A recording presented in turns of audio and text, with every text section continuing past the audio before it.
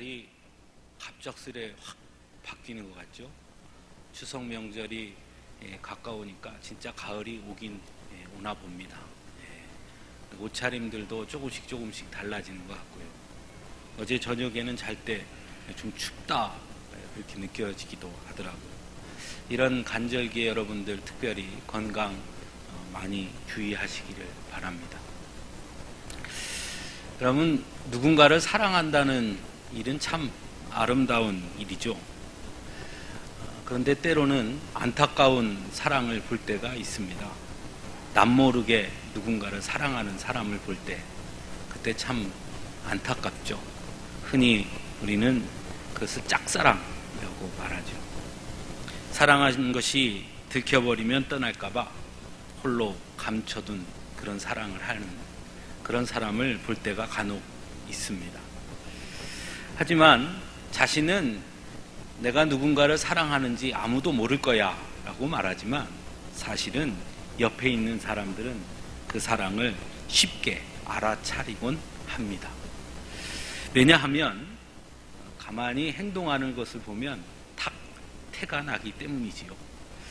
사랑하면 사랑하는 자에게 시선이 자꾸 가기 마련이고, 또 사랑하는 사람이 기뻐하면 마치 자신의 일인 양 기뻐하고, 또 혹시 사랑하는 사람이 뭔가 아픈 일이 있으면 본인이 겪은 것처럼 아파하는 모습을 옆에서 보면 아하, 저 사람이 저 사람을 사랑하고 있구나 금방 알아차리게 되죠. 우리 교회에서도 그런 일이 있었습니다. 본인들은 모르는 줄 알았는데 다 아는 그런 사랑을 하는 사람들이 있었죠. 하나님은 우리를 사랑하시지요. 그래서 언제나 우리를 바라보십니다.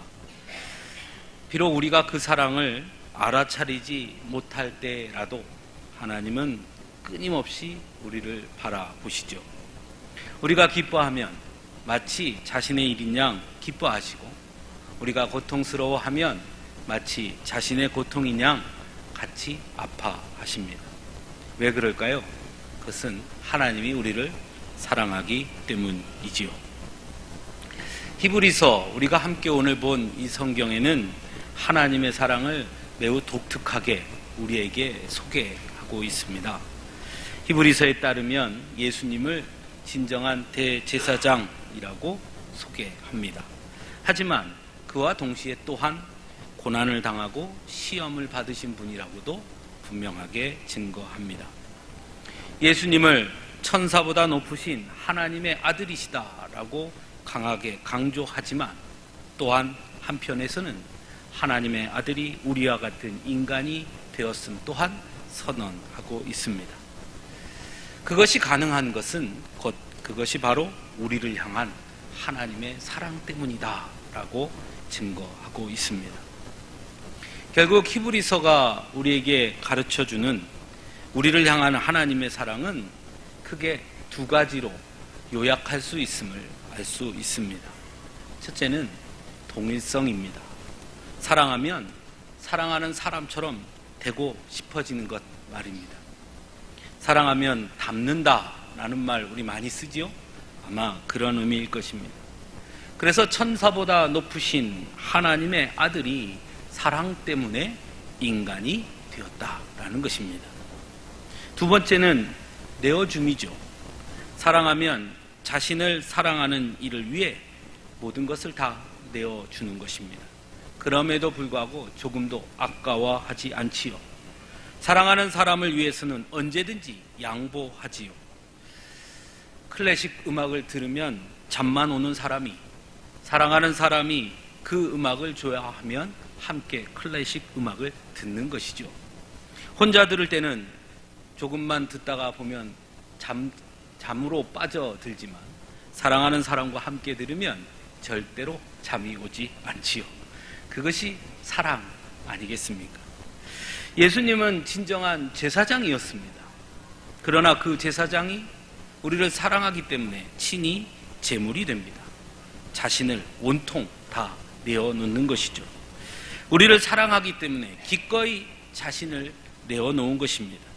그것이 바로 하나님의 사랑입니다. 오늘 이 자리에 함께한 우리 역시 하나님을 사랑하지요. 아니, 정확하게 하나님을 사랑한다고 고백하는 자들이지요. 그렇다면 우리 또한 사랑한다면 우리 또한 하나님을 날마다 바라봐야 하지 않겠습니까? 언제나 우리의 시선이 하나님을 향해 있어야 하는 것이죠. 하나님이 기뻐하시면 그것이 곧 우리의 기쁨이 되어 행복해야 하지요. 항상 하나님이 기뻐하시는 일은 무엇일까 고민하고 궁금해하고 그리고 그 일을 위해 기꺼이 나를 내어놓는 것이죠. 하나님을 사랑한다면 말입니다. 다행스럽게도 성경은 우리에게 하나님께서 우리를 보며 가장 기뻐하시는 것이 무엇인지 가르쳐 주고 있습니다. 여러 가지 있겠지만 오늘 본문에서는 하나님은 우리의 예배를 기뻐하신다라고 말씀합니다.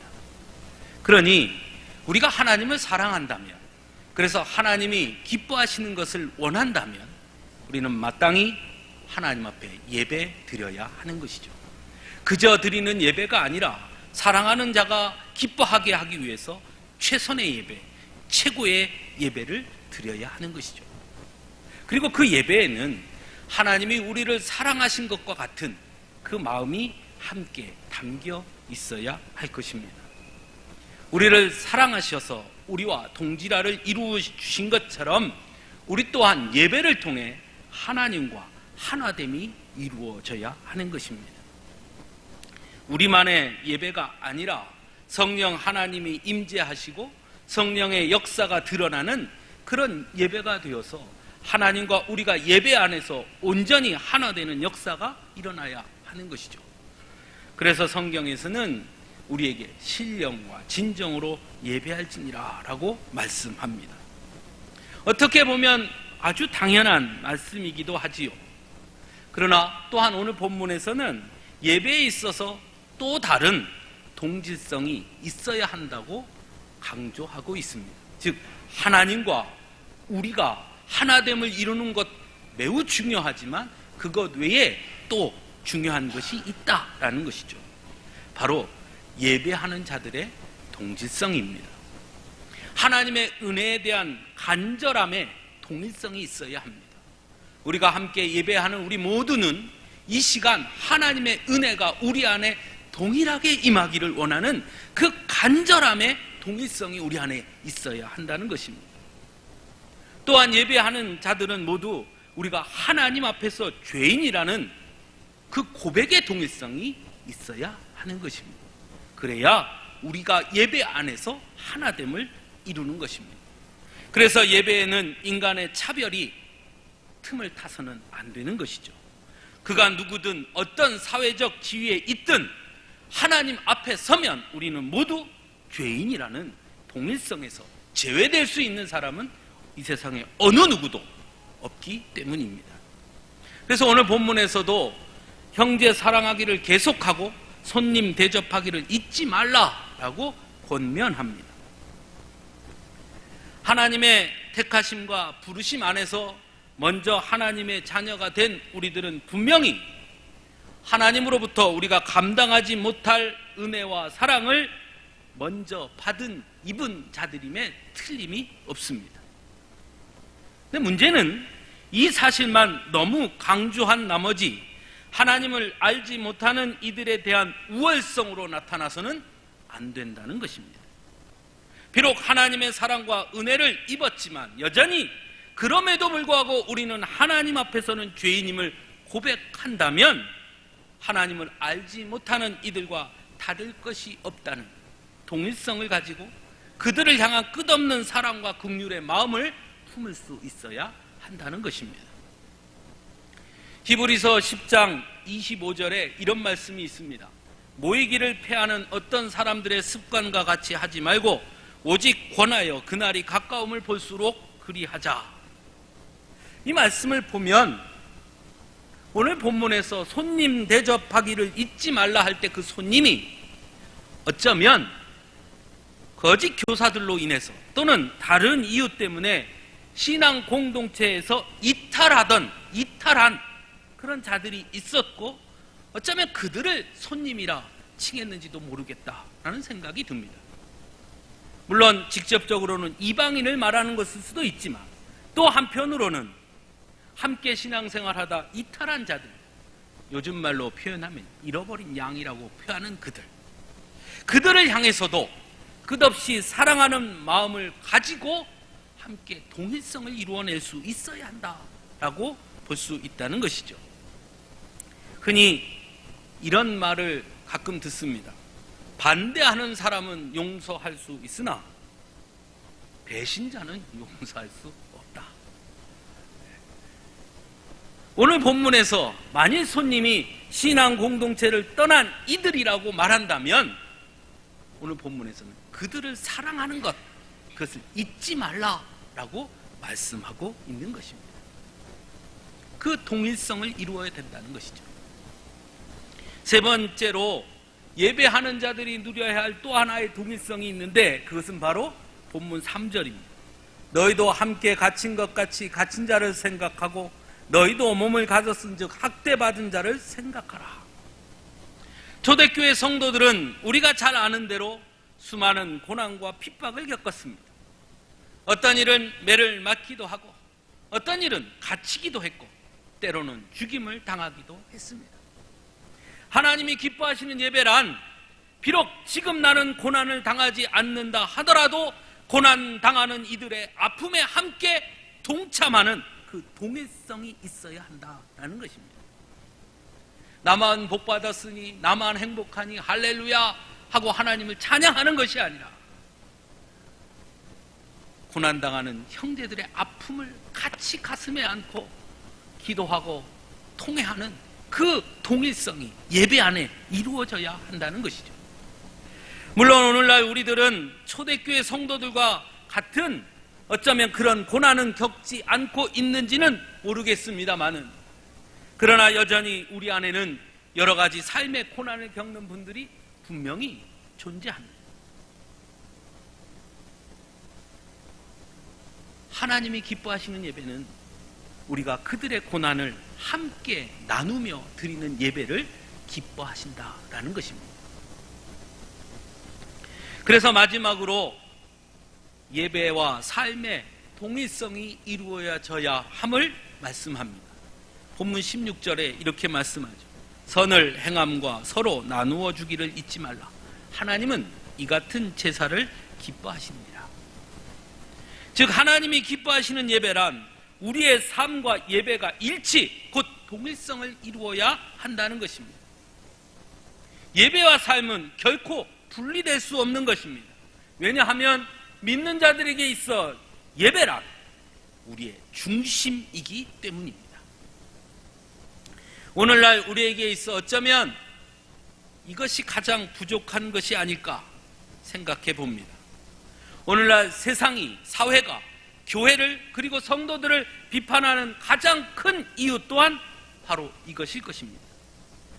입으로는 은혜를 말하지만 정작 다른 이들에겐 한없이 인색하고 사랑을 말하지만 쉽게 판단하고 정죄하며 하나님의 능력을 말하면서도 너무나 인간적인 모습들을 우리가 보여주기 때문에 그것들을 향한 질책이고 비판이죠. 하지만 더 큰 문제는 이것이 단순히 세상 사람들의 비판으로 그친다면 그냥 귀 닫고 살아가면 그만이지만 문제는 그러한 우리의 모습은 결코 하나님이 기뻐하시는 예배가 되지 못한다는 것입니다. 이것이 우리에게 무겁게 다가오는 것이죠. 하나님이 기뻐하시는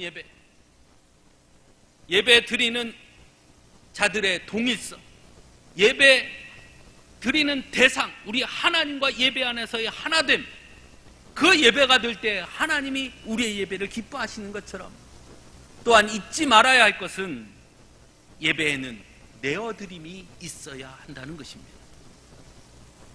먼저 세상의 즐거움과 쾌락, 인간의 욕망을 하나님 앞에 내어드릴 수 있어야 합니다.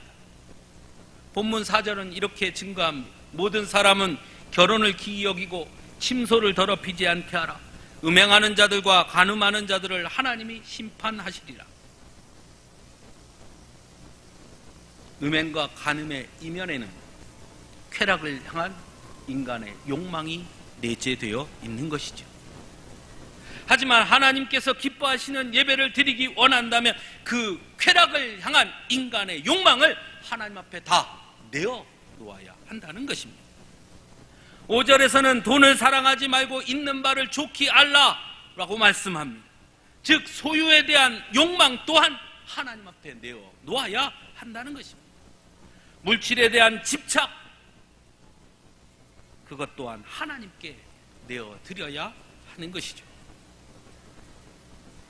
왜냐하면 예배하는 자가 잊지 말아야 할 것은 내가 너희를 버리지 아니하고 너희를 떠나지 아니하리라 하신 그 말씀을 알기 때문이고 믿기 때문입니다. 즉 소유와 물질이 아니라 신실하신 하나님의 약속을 믿는 그 믿음으로 예배하는 예배를 하나님께서 기뻐하신다는 것입니다.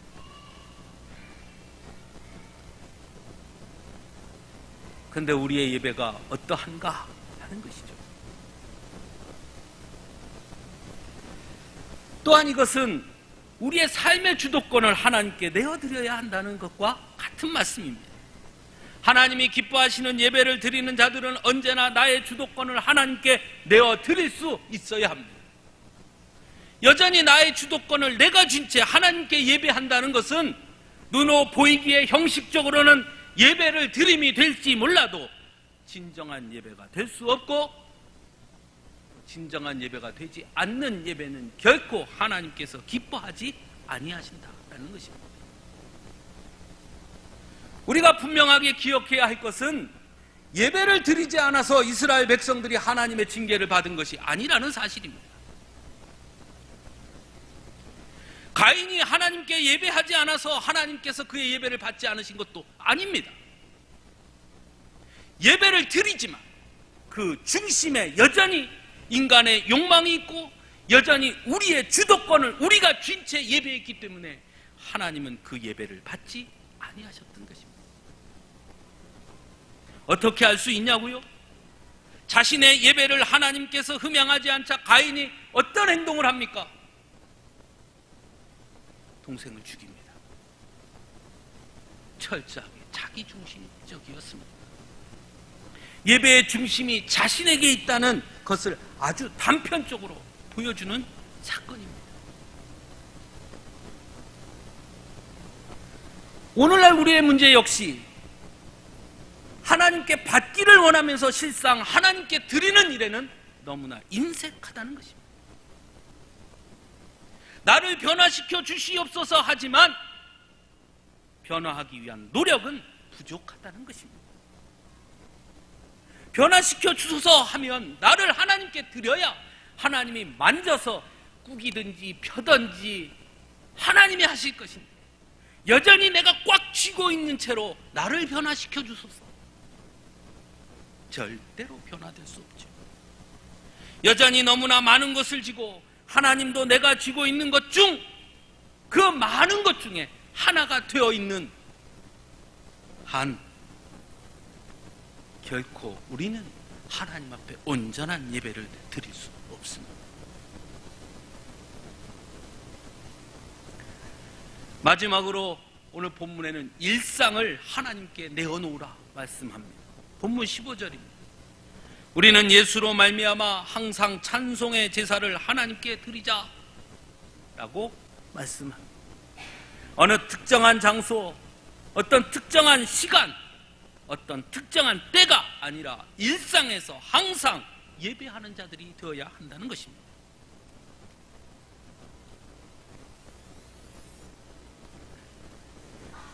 우리나라 성도들의 신앙을 말할 때 빠지지 않고 하는 말이 썬데이 크리스찬이라는 말이 항상 따라다닙니다. 그 말은 어떤 때는 좋은 뜻이기도 합니다.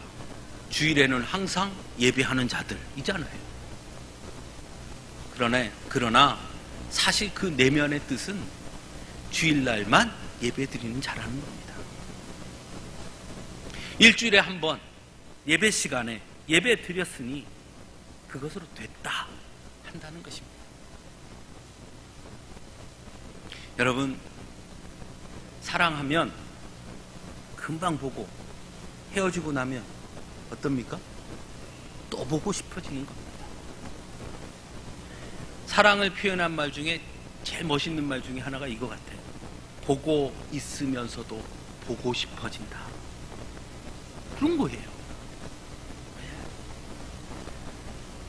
사랑하는 사람이 헤어질 때 보면 참 무슨 뭐 이상가족도 아닌 것이 잘 가, 잘 가, 또 돌아보고 얼른 가, 아니야 너 들어가면 갈게, 잘 가, 가, 뭐 그렇게 금방 또 볼 거면서 하루 종일 있었으면서.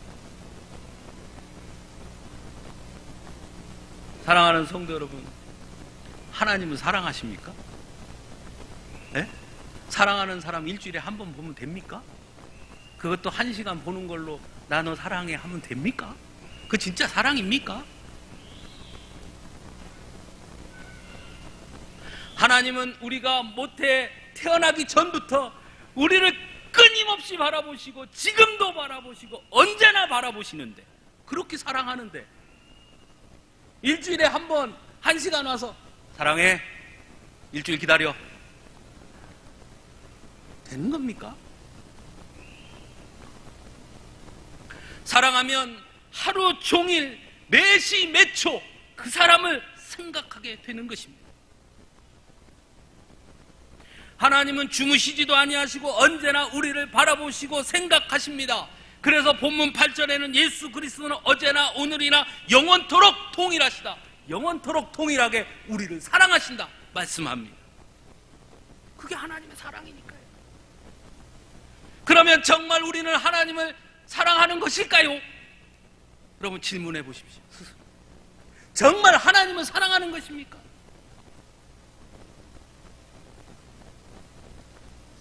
하나님을 사랑한다고 수없이 고백하면서도 하나님 홀로 둘 때가 얼마나 많습니까?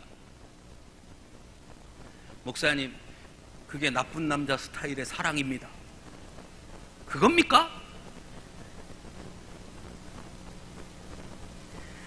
정말 하나님을 사랑한다고 말한다면 그 사랑이 얼마나 큰가를 알 수 있다면 그것은 내가 얼마나 하나님을 생각하고 있느냐에 달려 있는 것이죠.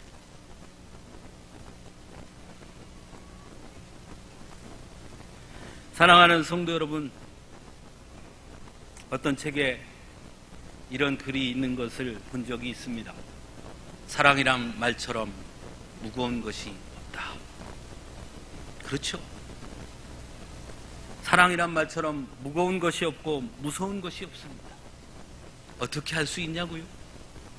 하나님의 사랑을 보면 알 수 있습니다. 사랑 때문에 목숨을 내어놓습니다. 사랑 때문에 하나님이 인간이 되십니다.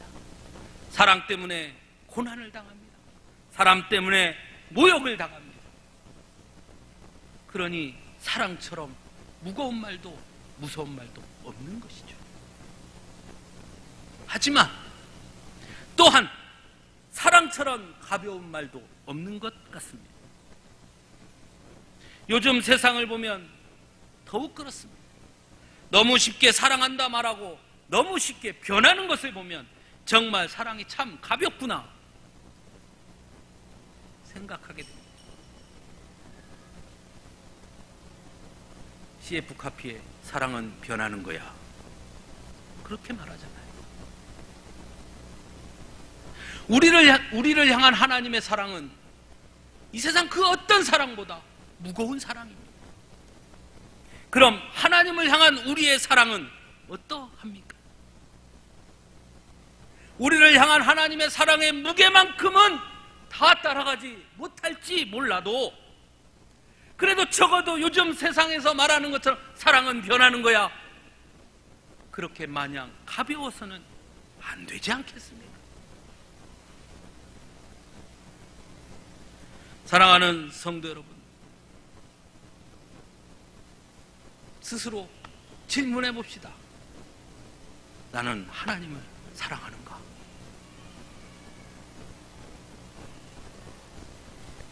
나는 정말 하나님을 사랑하는가?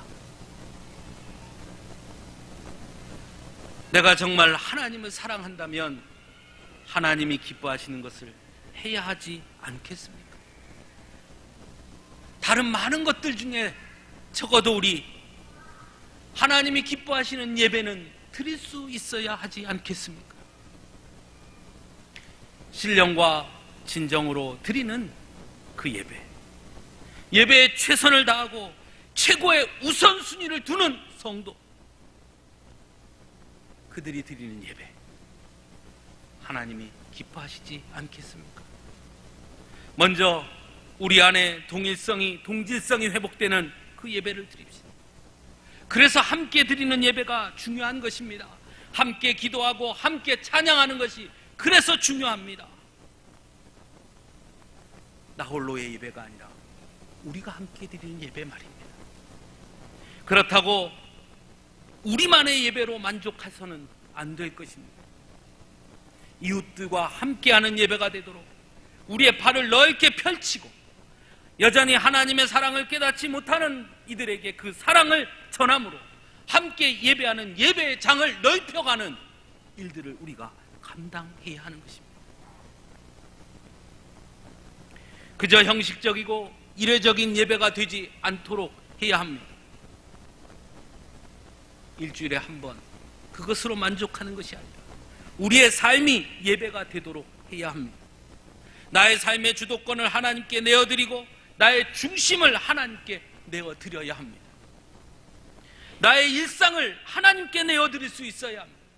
날마다 어디에 있든 무엇을 하든 언제나 하나님을 바라볼 수 있어야 합니다. 세상 그 어떤 것보다 하나님의 약속을 더욱 신뢰하고 우리를 향한 하나님의 사랑의 무게를 깨닫고 하나님을 향한 우리의 사랑의 그 고백의 무게를 감당하고 짊어지는 것을 회피해서는 안 되는 것입니다. 하나님은 바로 그런 자들의 예배를 기뻐하십니다. 사랑하는 자가 기뻐하는 것이 사랑입니다. 하나님은 사랑하십니까? 하나님을 사랑하는 자는 예배에 성공하는 자입니다. 하나님을 사랑하는 자는 온전한 예배를 드리는 자입니다. 사랑한다 말하며 하나님 앞에 온전한 예배 드림이 무너진다면 그것은 너무나 가벼운 사랑이 되고 마는 것입니다. 사랑하는 성도 여러분, 우리 모두 한 질문 앞에 우리를 세우기를 원합니다. 한 주간 여러분 가슴속에 끊임없이 이 질문에 답을 해보시기 바랍니다. 나는 하나님을 사랑하는가? 나의 예배는 하나님이 기뻐하시는 예배가 되고 있는가? 함께 기도하겠습니다.